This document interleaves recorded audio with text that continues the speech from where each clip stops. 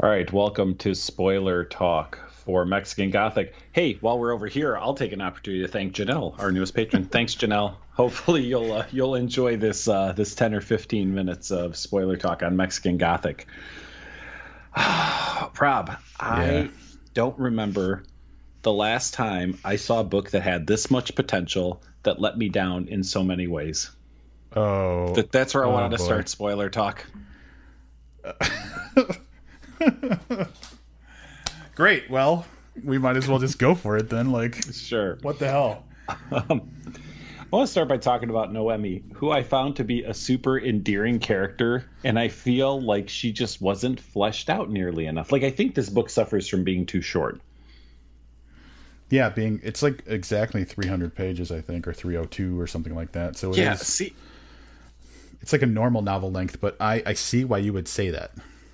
yeah, I really liked her, but I felt like she was a little bit flat because I don't feel we had enough time with her to kind of like flesh out her character. So that was like the first, over. I was saying first strike. Like as I was reading the book, like I was like, oh, I like her. I hope we get to learn more about her. And I was like, no, no, we really don't.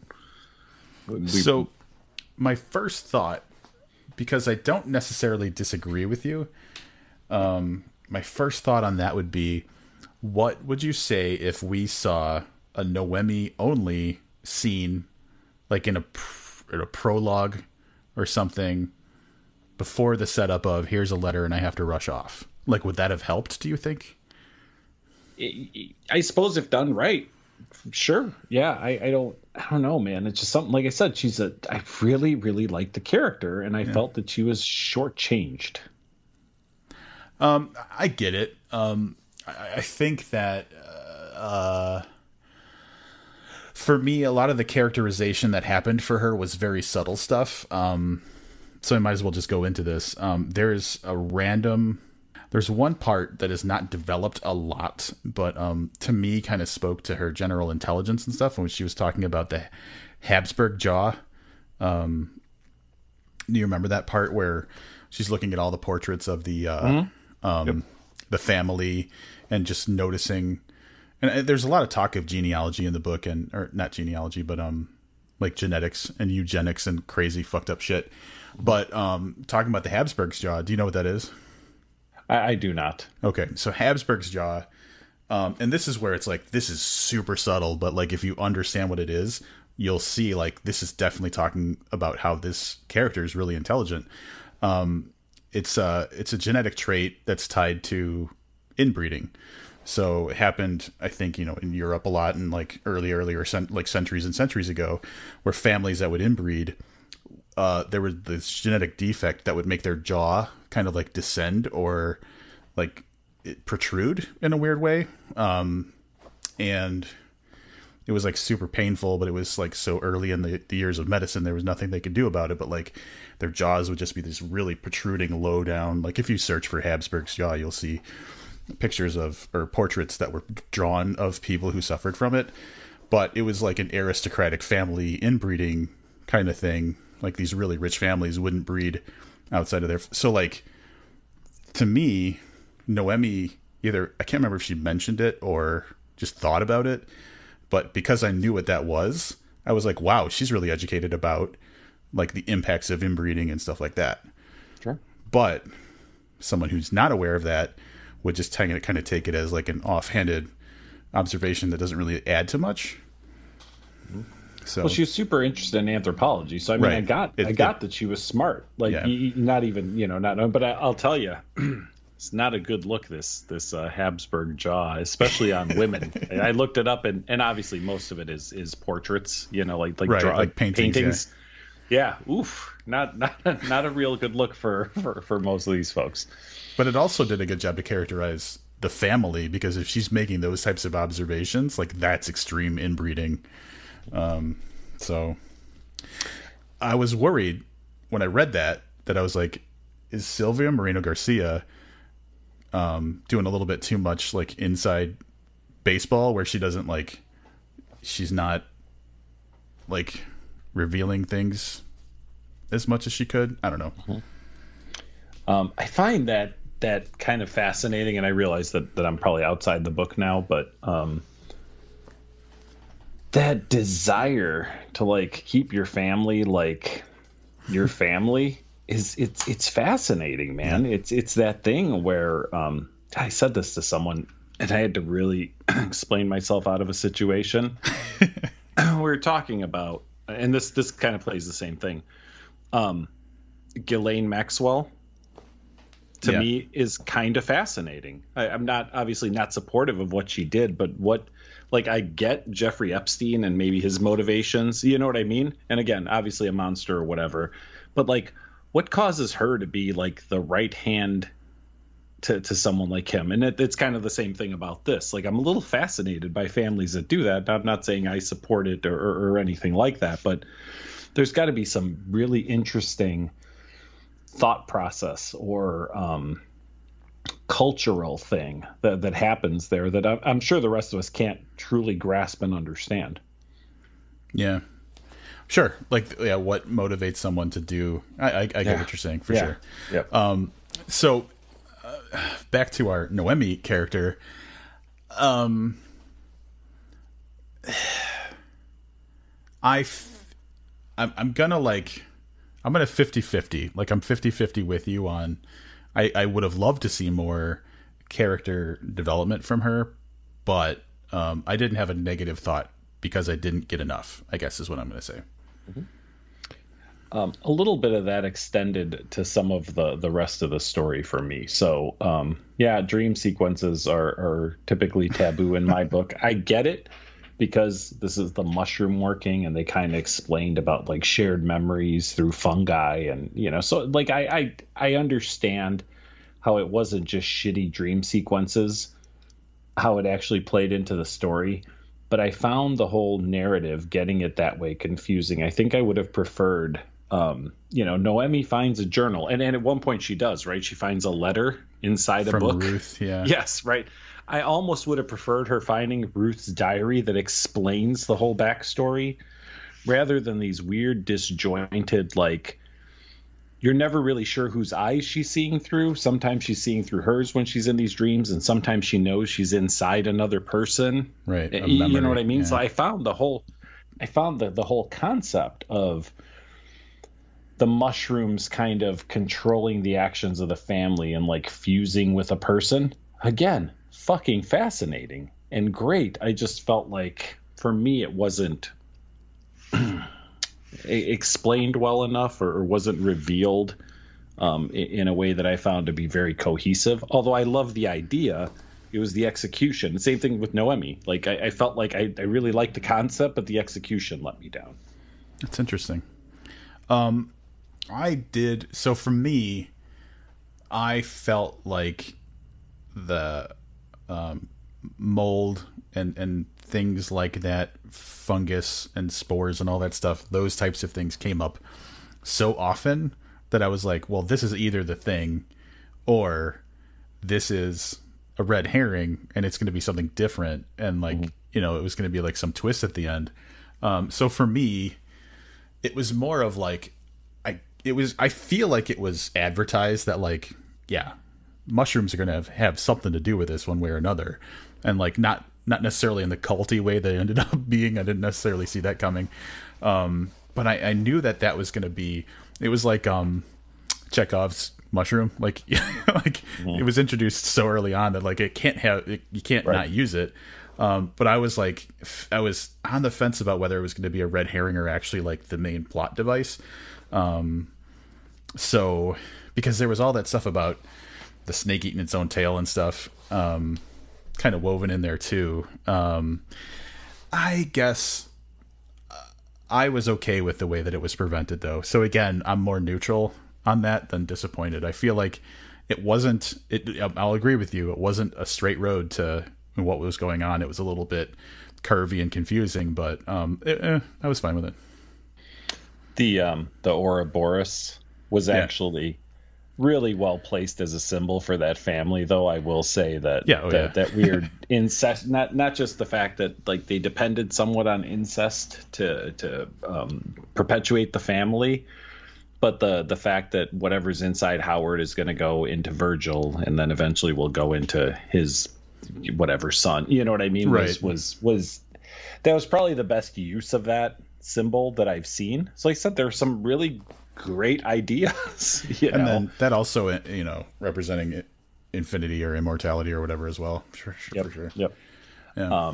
So yeah, overall, conceptually, I thought there was some really, really great stuff. Like, and there was stuff I liked, like her and Francis's relationship, the kind of flirty, he shy, kind of isn't on board with the rest. Like that was all really good. The super cold mom, right? Florence was great. I mean, you talk about a Gothic tale, like she's the perfect, head mistress, head nun type. You know what I mean? Like just very stoic, cold. Matriarch. Yes, yeah. I mean, so like I said, they're around. I thought Virgil was really well written, although I also felt like he needed a little bit of a bigger part. In the book, because he really interacts with Noemi like 3 times through the course of the book.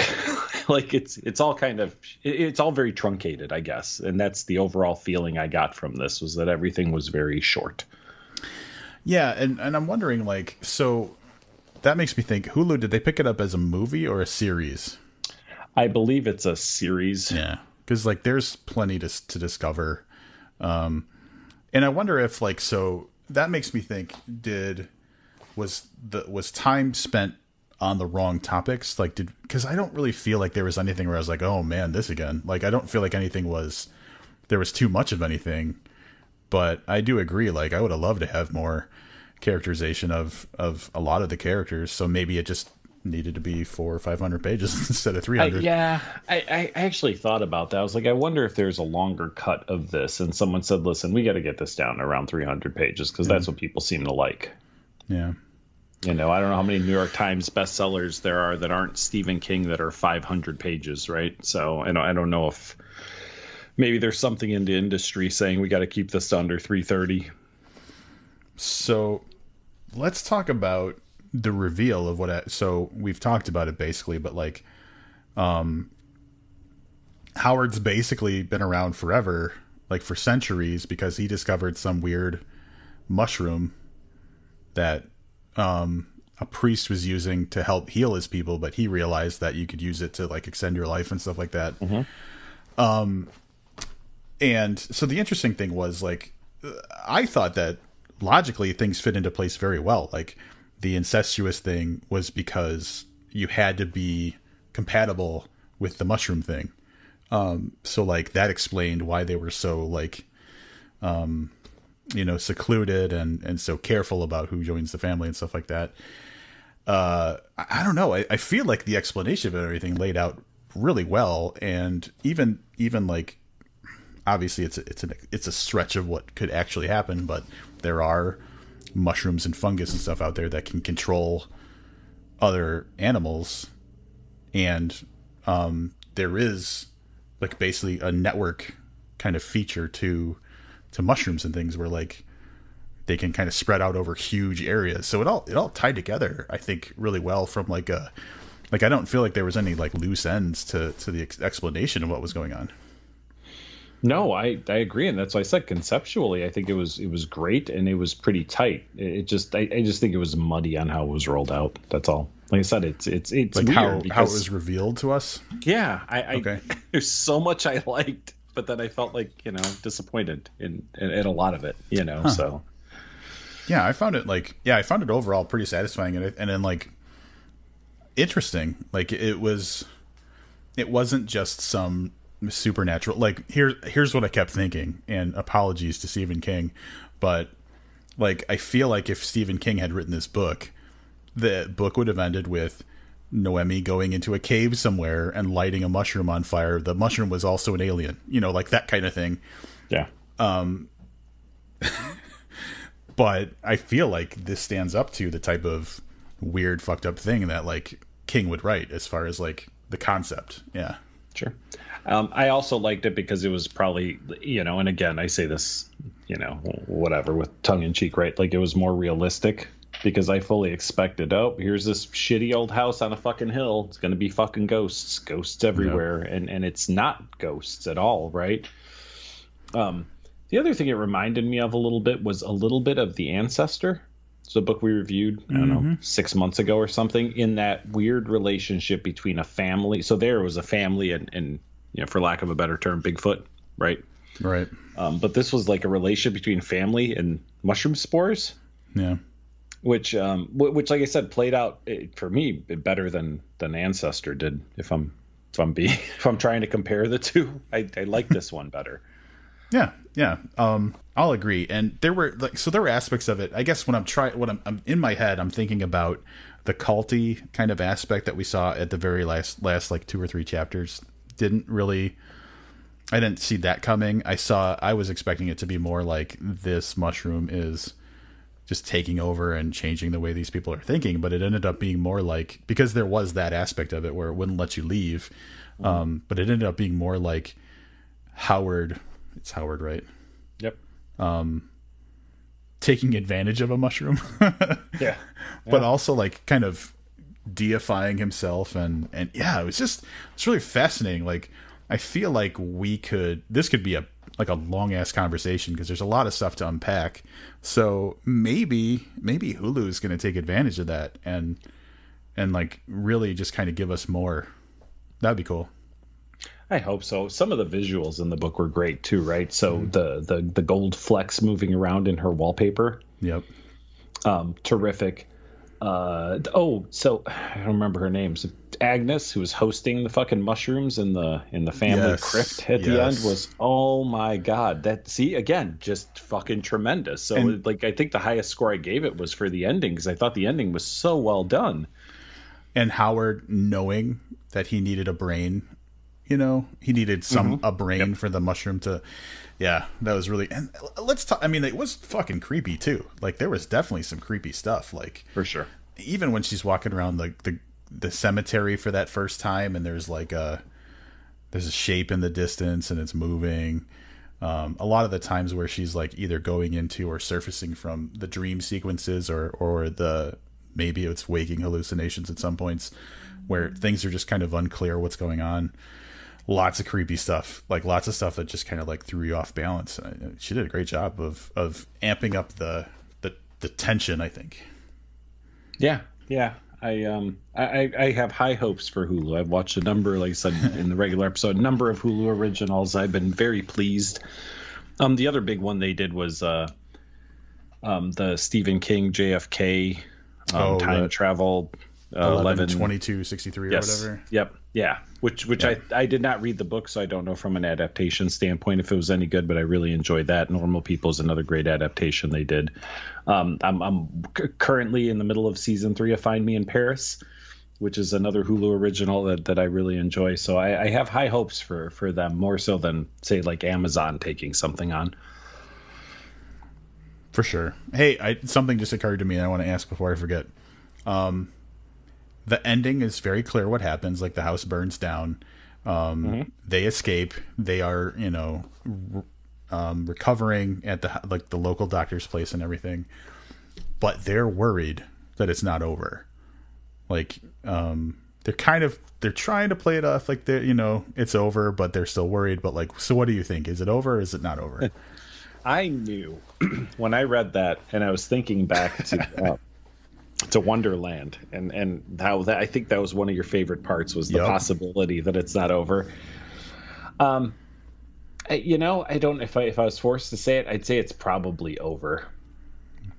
There's not going to be had to pick one or the other. There's not going to be a Mexican Gothic 2. No, well, I for sure don't think there's going to be a Mexican Gothic 2. Like, because I don't. It's you would have to grow too much from that ending to be another tellable story.